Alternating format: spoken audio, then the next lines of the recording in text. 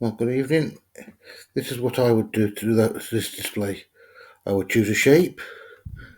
As I've already done one here, select the shape. Right click, simplify layer.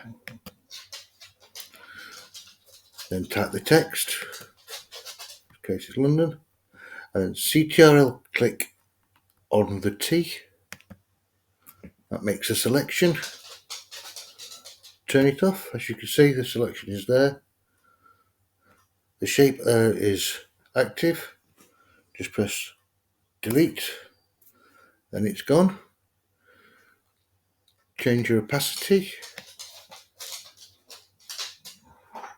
to whatever you think suits. In this case, I'd say 75%. And there you go. File. Save as Big Smoke JPEG. And save. And there you go.